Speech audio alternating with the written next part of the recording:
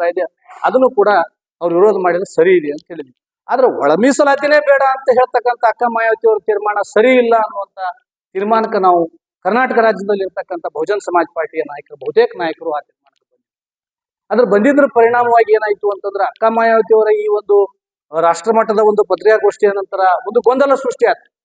ಕರ್ನಾಟಕ ರಾಜ್ಯದಲ್ಲಿ ಸುಮಾರು 30 ವರ್ಷಗಳಿಂದ ನಡೆದಿರ್ತಕ್ಕಂಥ ಒಳ ಮೀಸಲಾತಿ ಬೇಕು ಅನ್ನುವಂಥ ಕೂಗು, ಆ ಒಂದು ಹೋರಾಟ ಸುಮಾರು 20 ವರ್ಷಗಳಿಂದ ಅದು ಬಹಿರಂಗ ಹೋರಾಟಗಳ ಮುಖಾಂತರ ಅದು ಇಲ್ಲಿ ಹುನಗುಂದದ ಉಪಚುನಾವಣೆ ನಂತರ ಹೊರಹೊಮ್ಮುತ್ತದೆ. ಸುಮಾರು ಎಸ್ ಎಂ ಕೃಷ್ಣ ಅವರ ಸರ್ಕಾರದ ಸಂದರ್ಭದಲ್ಲಿ ಏನು ಹುನಗುಂದದ ಮಾಜಿ ಶಾಸಕರು, ಇವರು ಮಾಜಿ ಮಂತ್ರಿಗಳಾಗಿರ್ತಕ್ಕಂಥ ಕಾಶಪ್ಪನವರು ತೀರ್ಕೊಂಡ ನಂತರ ಅಲ್ಲಿ ಉಪಚುನಾವಣೆಯಲ್ಲಿ ಇದು ಬಹಿರಂಗ ಒಂದು ರೂಪ ಪಡೆಯಿತು.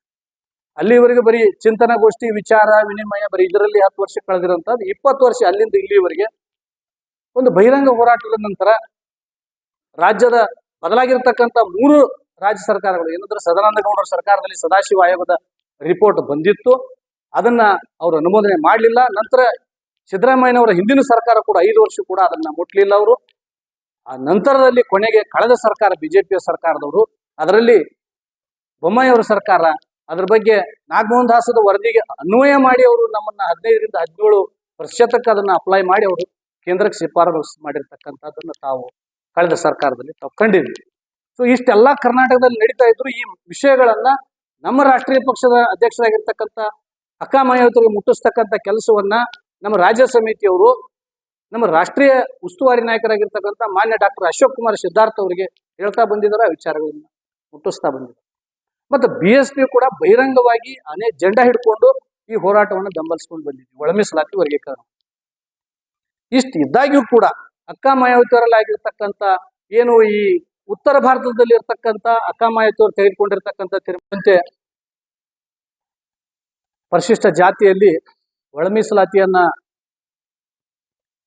ನೀಡಬೇಕು, ಅದನ್ನ ರಾಜ್ಯ ಸರ್ಕಾರವೇ ಒಂದು ಅಧಿಕಾರವನ್ನು ಹೊಂದಿದೆ ಅಂತಕ್ಕಂಥ ನಿಟ್ಟಿನೊಳಗ ಆಗಸ್ಟ್ 1ನೇ ತಾರೀಕಿನ ದಿವಸ ಏನು ಒಂದು ಸುಪ್ರೀಂ ಕೋರ್ಟಿನ 7 ಸದಸ್ಯರ ಸಂವಿಧಾನ ಪೀಠ ತೀರ್ಪನ್ನ ಘೋಷಣೆ ಮಾಡ್ತು. ಆ ತೀರ್ಪು ಘೋಷಣೆ ಆದ ನಂತರ ನಮ್ಮ ಪಕ್ಷದ ರಾಷ್ಟ್ರೀಯ ಅಧ್ಯಕ್ಷರಾಗಿರ್ತಕ್ಕಂಥ ಅಕ್ಕ ಮಾಯಾವತಿಯವರು ಒಂದು ಪತ್ರಿಕಾಗೋಷ್ಠಿಯನ್ನ ಮಾಡಿ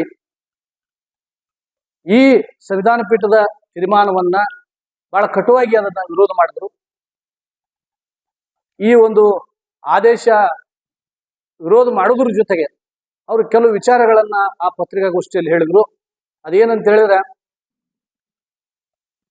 ಪರಿಶಿಷ್ಟ ಜಾತಿಗಳಲ್ಲಿ ಒಳ ಮೀಸಲಾತಿಯನ್ನ ಕೊಡ್ತಕ್ಕಂಥ ಅಧಿಕಾರ ಸಂವಿಧಾನದ ಕಲಂ 341 ಕ್ಲಾಸ್ 2ರಲ್ಲಿ ಸೇರ್ಪಡೆ ಮತ್ತು ಹೊರಗೆ ಹಾಕ್ತಕ್ಕಂಥ ವಿಧಿ ಬಿಟ್ರೆ 3ನೇ ವಿಧಿ ಪ್ರತ್ಯೇಕವಾಗಿಲ್ಲ, ಅದನ್ನು ಸೇರ್ಪಡೆ ಮಾಡ್ಬೇಕನ್ನೋದ ಬೊಮ್ಮಾಯಿ ಸರ್ಕಾರದವರು ಕಳೆದ ಸರ್ಕಾರದಲ್ಲಿ ಶಿಫಾರಸನ್ನ ಮಾಡಿರ್ತಕ್ಕಂಥದ್ದು ನಾವು ಹೇಳಿದ್ವಿ.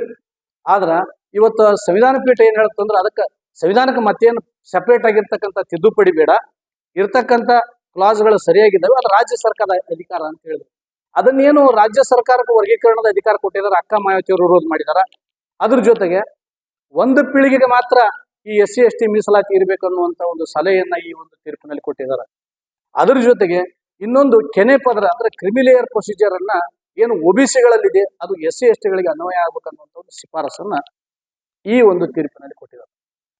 ಈ 3 ವಿಚಾರಗಳನ್ನ ನಾವು ರಾಷ್ಟ್ರೀಯ ಅಧ್ಯಕ್ಷರ ಏನು ಅಭಿಪ್ರಾಯ ಇದೆ ಅದಕ್ಕೆ ನಾವು ಅನುಮೋದನೆ ಮಾಡಿದ್ವಿ. ಬಹುಜನ ಸಮಾಜ ಪಾರ್ಟಿ ರಾಜ್ಯ ಸಮಿತಿಯವರು ಮಾರ್ಸಂದ್ರ ಮುನಿಯಪ್ಪನವರ ನೇತೃತ್ವದಲ್ಲಿ ನಾವು ಈ 3 ವಿಚಾರಗಳನ್ನ ರಾಜ್ಯಕ್ಕೆ ಕೊಟ್ಟಿರ್ತಕ್ಕಂಥ ಅಧಿಕಾರ ಕೇಂದ್ರದಲ್ಲಿ ಇರಲಿ ಅನ್ನುವಂಥ ಅಕ್ಕ ಮಾಯಾವತಿಯವರ ಅಭಿಪ್ರಾಯ ಕೂಡ ನಾವು ಅನುಮೋದನೆ ನೀಡಿದ್ವಿ.